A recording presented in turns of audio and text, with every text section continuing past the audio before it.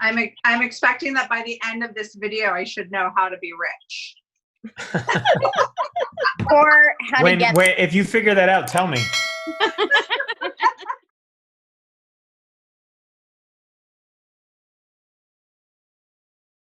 So the next level kind of risk would be looking at investing.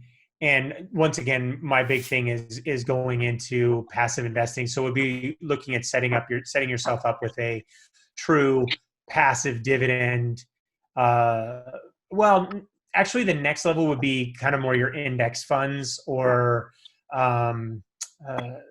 just kind of your more mutual funds type of stuff. I guess could be the next layer on that, where you invest in a fund. They're more broad stroke across a lot of different different sectors, and you can research and you can find funds like that just follow the S&P 500. You can find funds like that follow are high risk to low risk. So you can invest in those, but they do follow the stock market. So they will go up and down with that stuff. They also have funds like that are invested in things like emerging markets or,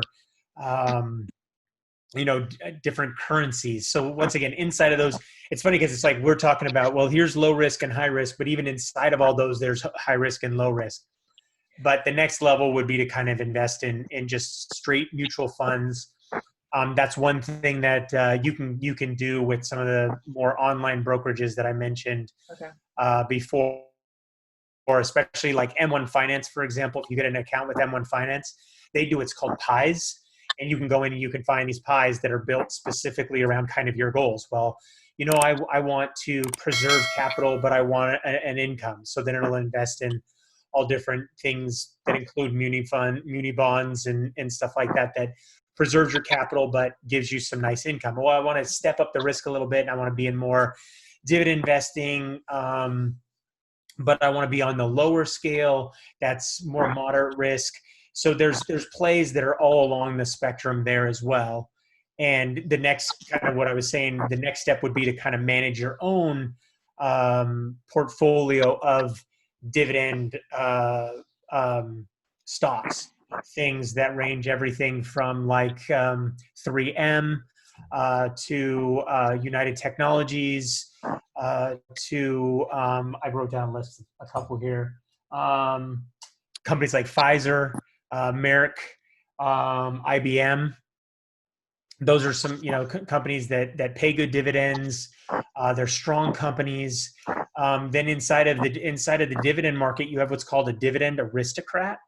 And a dividend aristocrat is a company that for 25 or more years, each year has increased their dividend payout. So that shows that they have a strong company. It shows that they have a strong balance sheet. It also, in a lot of those cases, it shows that their payout ratio, which essentially is what they're paying out in the dividend versus what they have in revenues, is very solid, usually in like the 50 to 60% range. So that's kind of the stuff you look at. Like right now, for example, ExxonMobil was an amazing company to invest in for the last 20 years. Their dividend was phenomenal. They had a great payout ratio. But as a lot of people may have if you paid any attention to the oil prices, they've completely sunk and, even went negative recently. And so a lot of these companies kind of, went to where their payout ratio, just because of that, went to over 100%. So because when they're sitting on, tons and tons of oil they can't even store anywhere. You have off the coast of California right now, we have oil tankers that are just sitting there because there's nowhere for the oil to go. Why? Because nobody's buying gas. So you can't, why are you going to refine more oil into gas? So it's crazy when you think about it, but our economy is so intertwined, and all these things are it's just a big mess right now. Eric, you know what I wanted to ask you? It really what is a Roth? Is it Roth IRA? A Roth IRA? Is that yeah, so a Roth IRA is essentially a vehicle that you can use to invest money, and you can use it to, if you set it up with like your paycheck, for example, you can set it up to where the money's coming out pre-tax.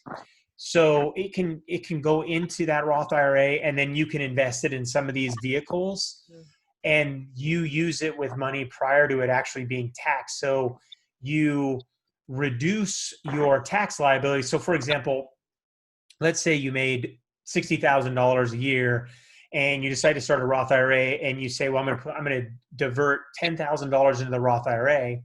So instead of paying taxes that year on $60,000, you would actually only pay taxes on $50,000 because you diverted that $10,000 into the Roth IRA. Now that is put off until you pull the money out when you're 65. But the idea is that when you're 65, you'll be in a lower tax bracket, so you'll pay less taxes on that and stuff like that. But there's a lot of it that's similar to a 401k. There's things like a SEP IRA, which is for individuals who are self-employed. I had a SEP IRA for years. I actually changed it over into a self-directed 401k, which gave me a lot more flexibility with what I could do with the money.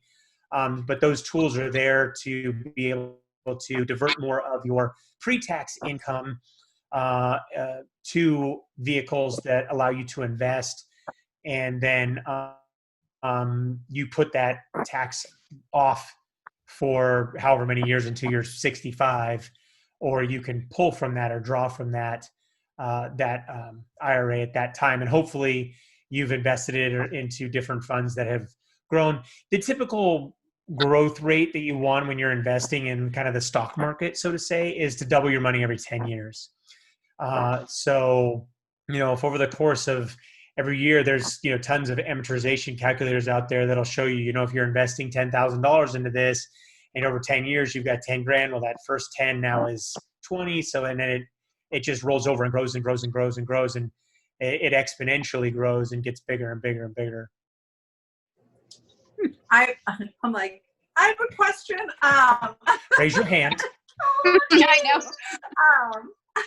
So you guys are bringing up the 401k. So kind of as a thought, for a lot of stay-at-home moms, I know I personally I have 2 401ks just sitting out there, doing nothing. Everything's still invested. Is there, does it make sense to just leave existing 401ks sitting happy, or does it make sense to move that money into a different type of account? Well, typically with a 401k, they're usually invested in funds that are invested into the stock market and stuff like that. And what you want to do is, I highly recommend that you talk to your financial advisor or whoever's managing your 401k. Eric, you're my financial advisor right now on this conversation. Well, my disclaimer is I am not a licensed financial advisor. This advice is purely from just someone on the internet. Said it really fast. That's not what I just heard, Eric. I heard that you agree to be my financial advisor.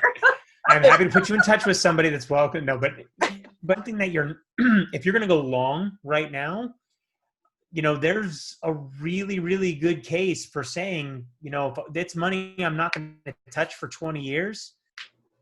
I know, and we're going to outlast the shenanigans that are going on right now. Yeah. But we're going to, or maybe, that moderate to higher risk. And there might be a reason to take a chance there. Okay. Well, we're a single income family, government income. So it's not, we don't have $1,000 at the end of the month to be investing in things. So then it becomes that, the nice thing is in your situation, not to interrupt you, how old is Akil? 44 yesterday.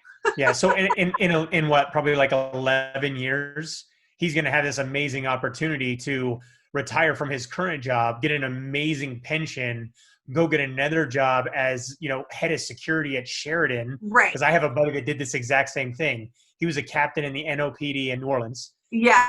Hired at 55 with an amazing pension, and now has a job as head of security at the Sheridan New Orleans.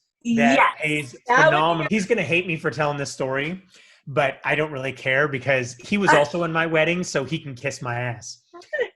But anyways, we went down there for Mardi Gras one year, and story's so funny.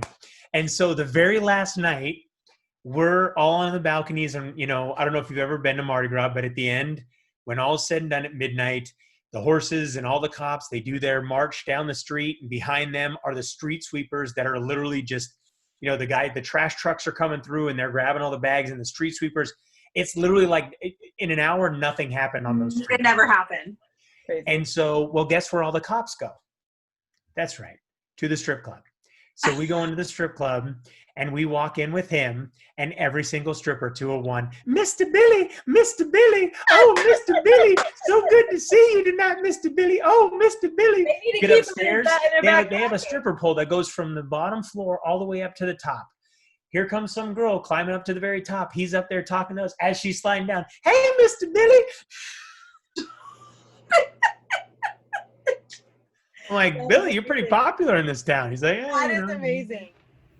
Hey guys, thanks for joining us for part 3. If you have any questions, don't forget to look in the description below, and you can contact Eric or Hopscotch Moms down there. If you missed part 1 and part 2, I will put the links to those videos as well, and you can go back and reference those. If you have any questions, any comments, any other info, please, please, please share it, and don't forget to hit subscribe.